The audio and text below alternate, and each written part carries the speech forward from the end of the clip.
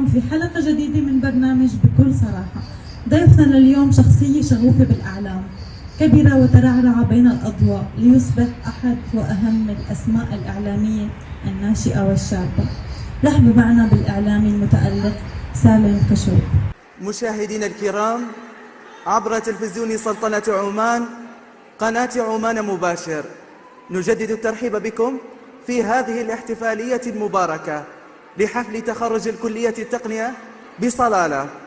شكرا لك أريج على هذه المقدمة المميزة والرائعة. أيضا شكرا على هذه الدعوة لك، وأيضا شكر موصول لكافة طاقم هذا العمل. شكرا لكم.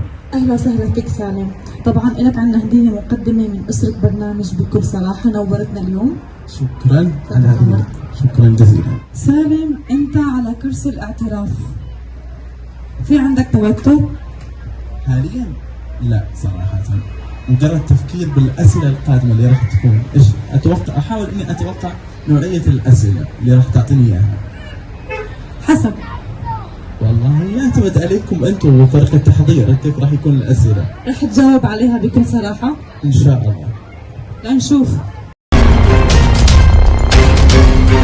متى أول مرة وقفت فيها أمام الكاميرا؟ والله تقريبا كان في عام 2015 في مهرجان صلالة، وكان بالتعاون مع قناة الظفارية، هي القناة الأولى داعمة لي أنا سالم شخصيا، أتوجه لهم بكل الشكر والتقدير. وفي الحقيقة كان الشعور لا يوصف في ذلك اللحظة. أنت كبرت بين الشاشات والكاميرات، طبعا الإعلام أثر على دراستك شيء؟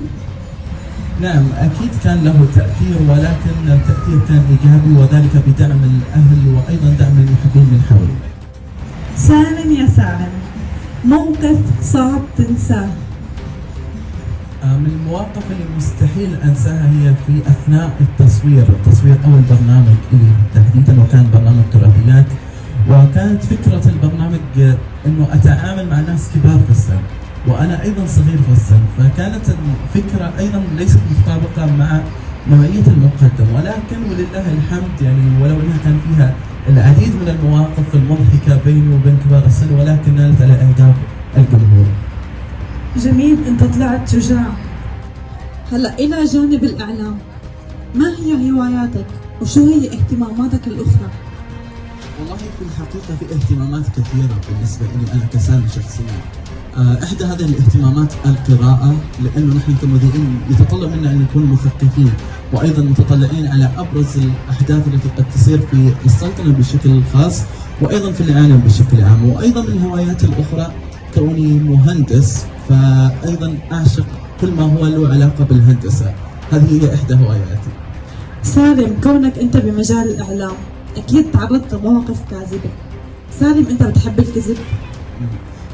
هو الكذب ما حد بيحبه أصلا بطبيعة الإنسان، ولا أحد راح يقول أنه أنا أحب الكذب، وخاصة أمام الكاميرات، يعني ما حد راح يقول بهذه الطريقة، ولكن هذا من طبيعة الحياة أنه لابد أن نتعرض لمواقف كاذبة. أكيد تعرضت لمثل هذه المواقف وأيضا تعاملت معها. مين سندك بالحياة؟ الأهل بعد الله. لعبوا دور أنهم تغيروا، فتغيرت أنت وتركتهم يلعبون. لمين بتوجه هيك العبارة؟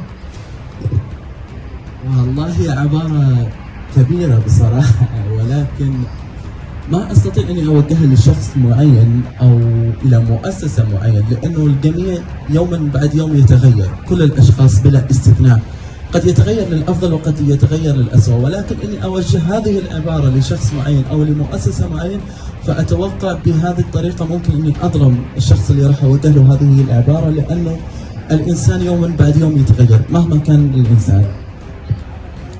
جميل، عجبني الرد. سالم، أنت إنسان خجول ومغرور، لأنه نراك تظهر أمام الكاميرا بملامح جامدة. خجول، نعم أنا أتفق، أنا خجول نوعا ما ولست اجتماعي بشكل كبير، ولكن مغرور لا أتوقع بأنني مغرور، وأتوقع كل الأشخاص اللي يعرفوني يعرفون بأنني شخص غير مغرور، ولكن موضوع أنه الجمود وإلى آخره هذه طبيعتي أنا كسالم، وأيضا لما أكون مركز أو أكون مهتم بموضوع معين سبحان الله يعني هذه الملامح تظهر تلقائيا أثناء تركيزي. إعلامي أو إعلامية؟ تتمنى تقدم معهم كعمل؟ إعلامي أو إعلامية، في الحقيقة في إعلاميين كثير بالنسبة لي أنا كسالم، وإحدى هذه الإعلاميين الأستاذ خالد الزقالي، وأيضا الإعلامية الأستاذة عايدة. فبالنسبة لي هذين الاثنين جدا مؤثرين بالنسبة لي أنا كسالم شخصيا، وليس قصورا على باقي الإعلاميين الكبار، طبعا لهم مكانتهم، ولكن هذا الاسم الذي ذكرتهم أتوقع بأنهم كفكر كتقديم كمحتوى البرامج الذي يقدموها أكثر قربا مني أنا. سالم، انت بعمرك اخذت قرار وندمت عليه؟ ما في أي قرار أخذته وندمت عليه أبدا، لأنه كل القرارات قبل ما أخذها أدرسها جيدا، وأيضا أستشير فيها الأقارب إلي، ومن ثم أتخذ القرار. صديقي الحقيقي هو الذي يترك فرحه ويلازمك حزنك. ليس بالضرورة في الحقيقة، لأنه بعض الأحيان قد يكون الصديق الذي يترك فرحه عشان يلازمك لحزنك قد يكون مجاملة لمصلحة أخرى، فهذا ليس معيار أساسي، إنما هنالك عدة معايير أخرى قد تدل على من هو الصديق الحقيقي. وفي الأخير نتفق، أتوقع أنه أيضا تتفقين معي أنه هي المواقف هي من تثبت الصديق الحقيقي وليس الحقيقي. انغدرت من أصدقائك لأنك أنت ذكرت أكثر شيء عن الزملاء مش الأصدقاء. لا، هو ليس هنالك غدر بمعنى الغدر الكبير والآخر، ولكن قد تكون هنالك اختلافات في الآراء، وقد تنتج منها بعض هذه الاختلافات قد تنتج منها بعض الأشياء الأخرى، فهذا طبيعي يعني خاصة في عملنا نحن كشباب وأيضا كإعلاميين. سالم، بكل صراحة مين خانك؟ ما حدا. متأكد؟ متأكد. بذكر لك اسم؟ ذكري. واثق من نفسك كثير. بعمرك تجاهلت وجعك وقد حسيت انك مهان، شو كان احساسك؟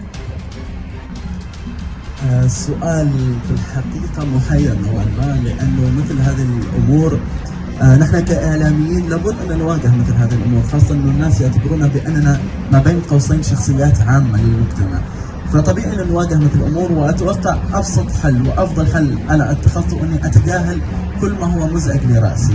هلا كلنا بنعرف انك انسان قوي، تمام؟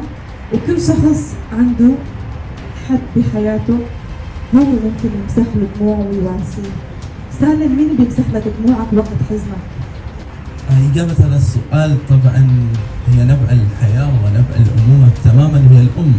الأم دائما هي ملجأ الأبناء خاصة الذكور، والأب هو العكس للبنات أكثر، فإجابة هذا السؤال هي بالطبع الأم قبل أي شخص آخر. سالم، بعمرك هربت من المدرسة؟ المدرسة؟ لا طبعا. وكل من يعرف سالم يعرف بأنه كان يعني تعليميا جدا ممتاز، وليس غرور، هذه حقيقة يجب أن تقال. تعني لك الرموز التالية: طموح، وقود لا ينتهي، تكنولوجيا، علم لابد أننا نتعلمه للمستقبل، إعلام، إعلام حب وعشق لا ينتهي بالنسبة لي أنا شخصيا. جميل. برنامج خيال، خيال تجربة استثنائية بالنسبة إلى سالم.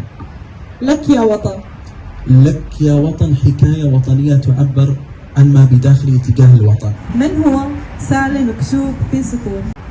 سالم كشوب هو شاب عماني طموح وشغوف يسعى إلى تحقيق العديد من الرسائل الهادفة التي هو يرسمها شخصيا، وأيضا يسعى إلى أن يكون هنالك محتوى عماني مفيد للأجيال القادمة. حياكم الله مستمعينا الأكارم عبر إذاعة ظفار المجد صوت الأصالة من صلالة. رجعنا لكم ببرنامج أبديت، وتحديدا في فقرة أبديت فن. وصلنا لنهاية حلقتنا لليوم من برنامج بكل صراحة. الصراحة استمتعنا كثير مع الإعلامي المتألق المبدع سالم كشوب. سالم، نورتنا اليوم ومشكور. شكرا أريج على هذه الحلقة الجميلة بصراحة، وأيضا شكرا لكافة طاقم العمل، ولكن لكوني مذيع تعودت انه انا من يسال السؤال الاخير، ولكن راح اقلب عليك شويه الطاوله واسالك سؤال. انا اعرف انك استضفتي مؤيد حبراس واستضفت العديد من الفنانين المميزين، بكل صراحه لانه برنامجكم بكل صراحه، ما هي افضل حلقه قدمتيها ومع من؟ هلا الصراحه والله جميع الحلقات رائعه ومميزه بشكل عام، الجميع ما في استثناء. ما في استثناء، لانه اذا قلنا حلقه فنان الثاني حيزعل، قلنا حلقه فنان الثالث حيزعل، فللاسف ما بنعطيك اسم معين. شكرا لكم أريج، وأيضا شكرا لكافة أفراد طاقم العمل على هذه الدعوة وعلى هذا الحلقة الجميلة. أيضا أتمنى لكم جميعا التوفيق في قادم الوقت بإذن الله تعالى.